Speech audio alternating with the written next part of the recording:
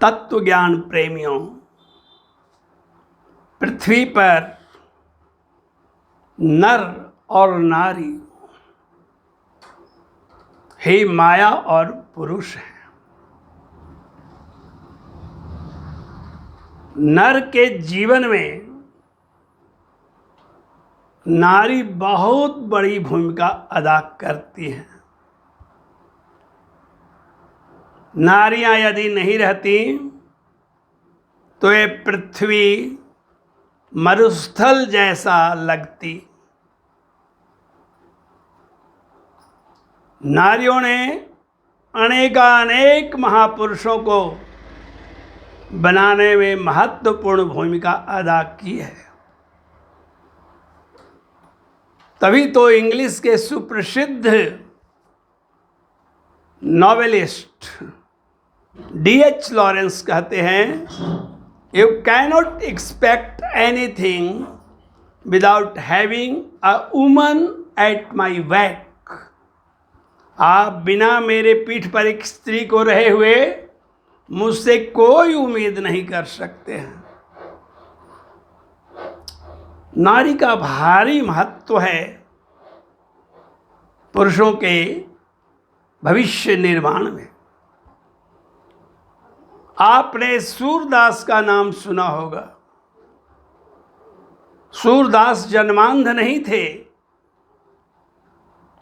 उनकी दोनों आंखें थी। और वे सूरदास कैसे बने, इसकी एक कहानी है और सच्ची कहानी है। सूरदास की एक आदत थी, किसी भी सुंदरी को देखते थे तो उनका हृदय में अहरह मच जाता था और वे तब तक उस सुंदरी का पीछा करते थे जब तक वह घर में नहीं चली जाती थी। लेकिन होनी होकर रहती है।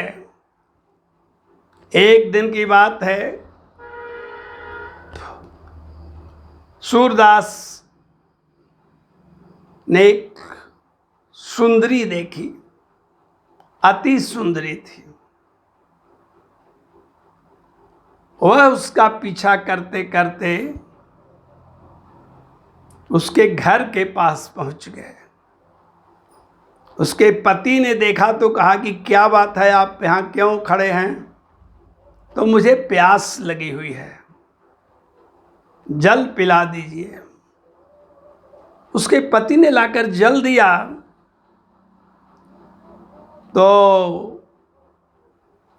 उन्होंने पीने से इनकार कर दिया। उस सौंदर्य प्रेमी ने कहा कि मुझे आपकी घर में अभी एक सुंदरी गई है, मैं उसके हाथ से जल पीऊँगा। कहा कि वो मेरी पत्नी है, पिलवा देता हूँ, कौन बहुत बड़ी बात है। अपनी अनन्य सुंदरी पत्नी को जल लेकर भेजा। लेकिन सूर सौंदर्य प्रेमी थे, उन्होंने जल नहीं लिया, सुंदरी को देखते रह गए। सुंदरी को क्रोध आ गया और उसने लोटा उनके माथे पर फेंक दिया। बहुत आत्मग्लानि हुई उन्हें और रास्ता में जाते जाते उन्होंने अपनी उन दो आँखों के बिल्व के कांटे से, बेल के कांटों से फोड़ दिया और उनका नाम पड़ गया महात्मा बिल्वदास। लेकिन आगे जब वे बढ़े तो उन्होंने देखा ये कुआं है और कुआं मुश्किल से दिखाई दिया क्योंकि आंखों से खून गिर रहे थे, इसलिए जाते जाते वो कुआं में ही गिर गए। प्रेम की पराकाष्ठा पर परमात्मा प्रकट होते हैं। श्री कृष्ण वहां आकर के कुएं के किनारे पर अपना हाथ बढ़ा दिया, कुएं की पेंदी में बहुत लंबा हाथ कर दिया और उन्हें बाहर निकाल कर रख दिया। उन्होंने कहा, हाथ छुड़ाए जाते हो निर्बल जान के मोही, अरे हृदय से जब निकलोगे तब सबल बखानू तो ही, मेरे हृदय से तो निकल कर देखो। परम प्रेम के पाले पड़कर प्रभु को नियम बदलते देखा। श्री कृष्ण ने उस परम प्रेमी को, परम सौंदर्यवादी को मदद की। जब आगे बढ़ने लगे वे, अब तो उनका नाम सूरदास पड़ गया, तो कोई गाय चरा रहा था। उन्होंने कहा कि वृंदावन जाने का क्या रास्ता है भाई? तो जो गो चरा रहा था उसने कहा कि मैं अभी पहुंचा देता हूं आपको वृंदावन, मेरी लाठी पकड़े। लाठी पकड़ा और चंद मिनट के अंदर वृंदावन उन्हें पहुंचा दिया। किसने पहुंचाया? परम शक्तिशाली भक्त वत्सल श्री कृष्ण ने ऐसा किया। नारी का प्रेम ईश्वर के प्रेम में बदल जाता है यदि चरम पर प्रेम पहुंचता है। और आज सूरदास अमर हैं श्री कृष्ण की कविताओं के कारण। कहा गया है, सूर सूर तुलसी शशि उडगन केशव दास, और आज के कवि खद्योत्सम जहाँ तक करत प्रकाश। खद्योत माने जुगनू होता है। इतने बड़े कवि हुए, श्री कृष्ण प्रेम की परम अभिव्यक्ति उन्होंने की है। उनका वेणु गीत तो सुनने लायक है। मैं एक और उदाहरण देना चाहूंगा, ज्यादा नहीं। आपने तुलसीदास का नाम सुना होगा। तुलसीदास अपनी पत्नी रत्नावली को प्राण से भी ज्यादा मानते थे, और वे घर से नहीं निकलना चाह रहे थे। लेकिन रत्नावली एक विदुषी थी। उसने कहा, आप काशी जाकर विद्या प्राप्त करें, नहीं तो मैं मैके भाग जाऊंगी। तुलसीदास के सामने कोई रास्ता नहीं था। वे काशी जाकर के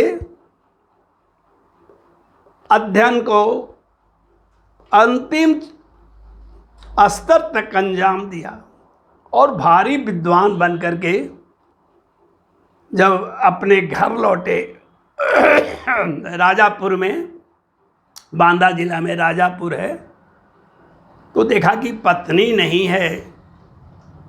अब तो उनके अंदर वो व्यग्रता, वो चाह आ गई कि रात में ही निकल गए ससुराल के लिए। रास्ते में नदी पड़ता था।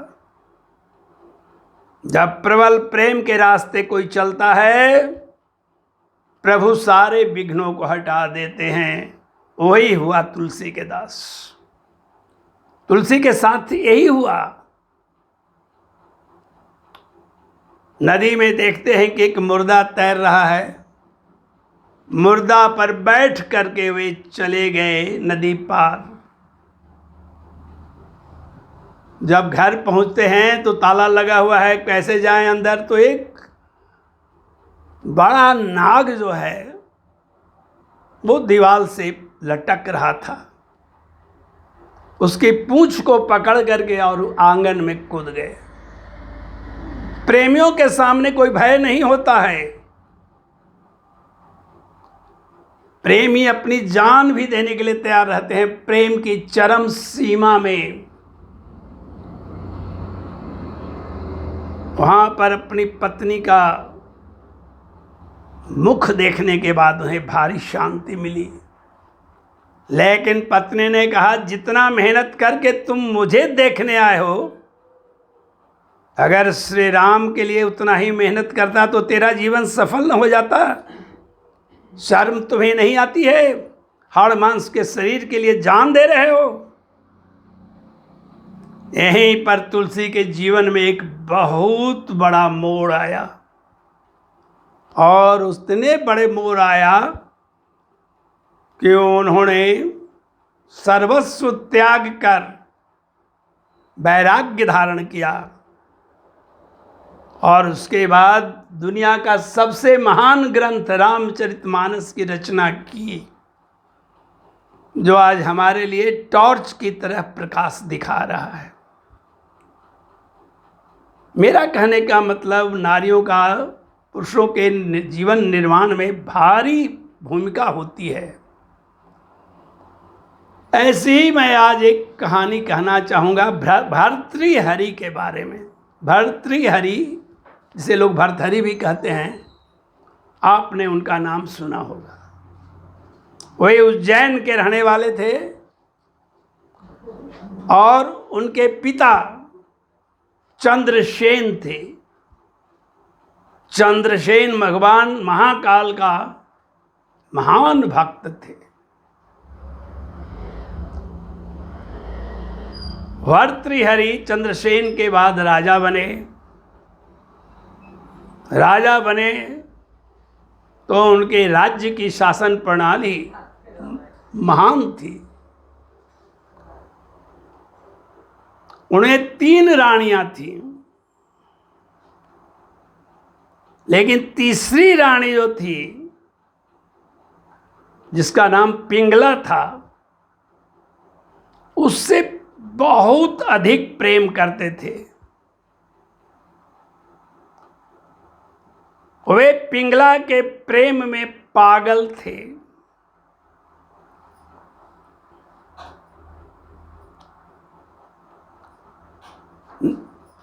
सच कहा है तुलसीदास ने, नारी नयन सर काहि न लागा, नारी नयन सर काहि न लागा। नारी के नयन का बाण किसको नहीं लगता है, तो प्रातः काल उठकर जो जागा। लेकिन शायद भर्तृहरि सवेरे नहीं उठते थे। उन्हें पिंगला के नैनों का बाण ऐसा लगा कि पिंगला के प्रेम में बिल्कुल मस्त रहते थे हर समय। एक दिन पिंगला को लेकर के शिकार करने के लिए वे जंगल में गए, तो देखते क्या है कि एक स्त्री अपनी पति के चिता पर 16 श्रृंगार करके चढ़ रही है। भर्तृहरि ने कहा, पिंगला देख रहे हो प्रेम, पति पत्नी में प्रेम हो तो ऐसा। तो पिंगला कहती है कि मैं भी ऐसा ही प्रेम करती हूँ। जब सुन जाऊंगा कि आप मर गए, मैं भी आकर के आपकी चिता में कूद जाऊंगी। भर्तृहरि ने कहा कि सच बोल रही हो? तो बिल्कुल। एक दिन भर्तृहरि ने परीक्षा लेने के लिए अपने सैनिकों से खबर कर दी, जाकर कह दो पिंगला को मुझे बाघ खा गया। पिंगला ने जैसे ही सुना, बिल्कुल पागल की तरह हो गई और चिता सजा करके और उस पर बैठ करके जल के राख हो गई। राजा भर्तृहरि जब पहुंचते हैं जंगल से, ये जल करके मर गई, तो चिता के सामने बच्चे की तरह पूरे देह में लगा लगा करके रो रहे थे। उसी समय महान गुरु गोरखनाथ आते हैं और कहते हैं क्यों रो रहे हो? तो मेरी पिंगला न रही। गोरखनाथ ने भी 100 घड़े उस समय जमा कर दिए वहाँ पर, और 100 घड़ों को ऊपर से रखने में पटक पटक दिया, फूट गया, और वो भी रोने लगे। तो उन्होंने कहा कि आप क्यों रो रहे हैं? तो मेरा घड़ा फूट गया, तो मैं घड़ा 100 को मंगवा दूंगा। काहे रोते हैं? तो मैं भी पिंगला को मंगवा दूंगा। तो कैसे? और महान जोगी गोरखनाथ ने उसके शरीर की राख के अणुओं से, परमाणुओं से एक नया पिंगला ही सामने ला दिया, और एक पिंगला नहीं 40 पिंगला एक बार लाइन में लग गई, और कहा कि अगर तुम्हारा असली कोई है पिंगला तो अपने पिंगला को निकाल लो। ये मैं माया का 39 बनाया हूँ, एक असली है। भर्तृहरि नहीं निकाल पाए तो कहा गोरखनाथ ने कि जो तुम्हारा अपना है उसको भी नहीं तुम पहचान रहे हो, तो इसका मतलब तुम माया का शिकार हो। इसके बाद गोरखनाथ पानी छिड़के, सारी मायावी पिंगला गायब हो गई और असली पिंगला रह गई। जानकर आपको आश्चर्य होगा कि राख से जीवित की गई पिंगला 40 वर्षों तक जिंदा रही।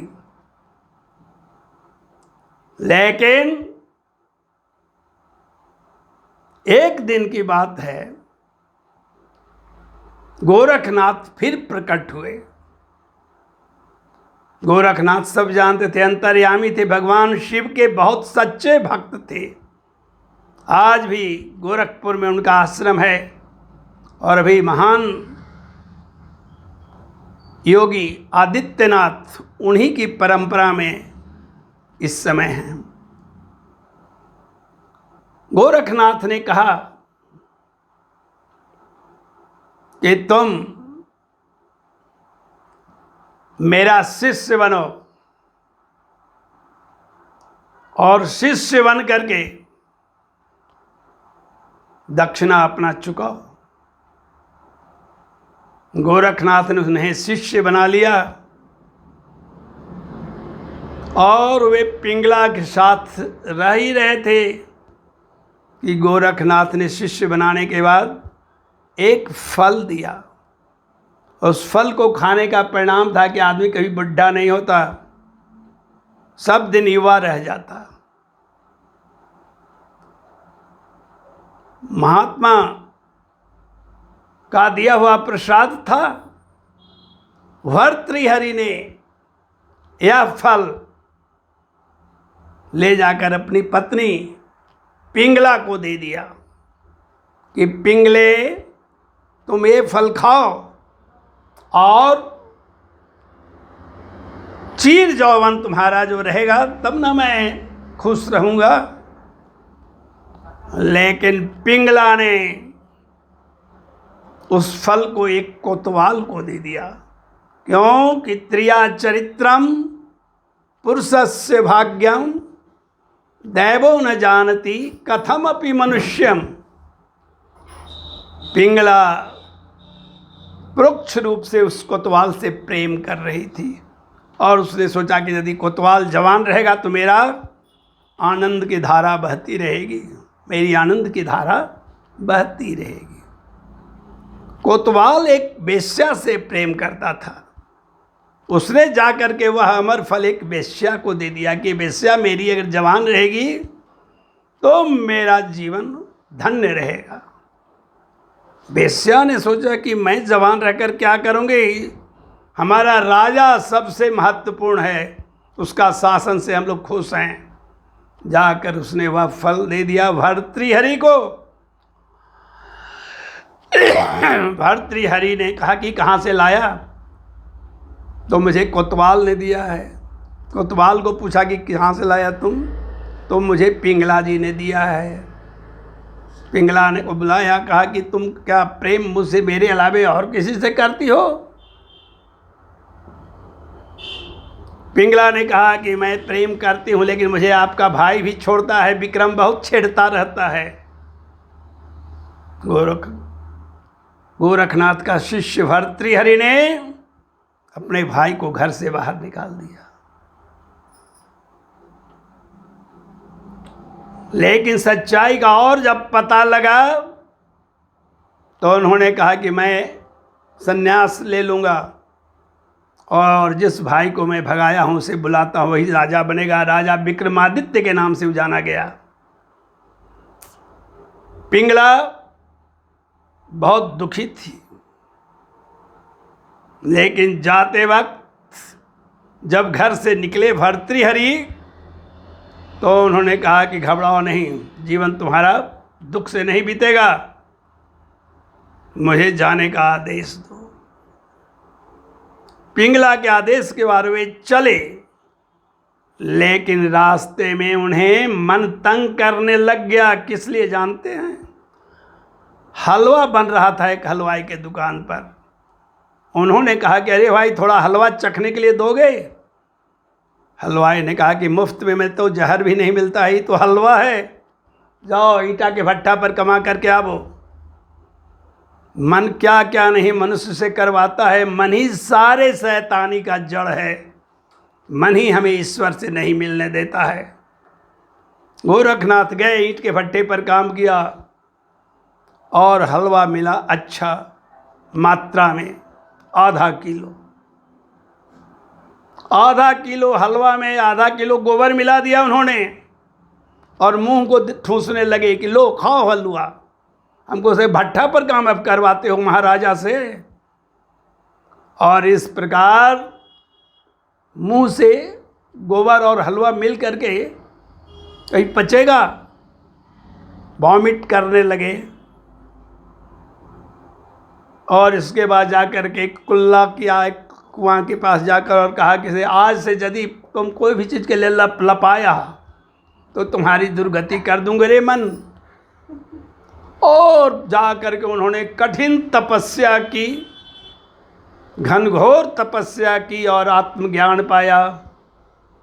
आत्मज्ञान पाने के बाद उन्होंने वैराग्य शतक नाम की पुस्तक लिखी है। वह पुस्तक आज भी मिलता है। और इस प्रकार जीवन यापन करते करते चुनारगढ़, उत्तर प्रदेश में चुनारगढ़ है, वहाँ जाकर के उन्होंने समाधि ली। ऐसे महान पुरुष की जीवनी से मैं आशा करता हूँ श्रोतागण को काफ़ी लाभ पहुँचेगा। प्रेम से बोलिए शंकर भगवान की जय। हर हर महादेव।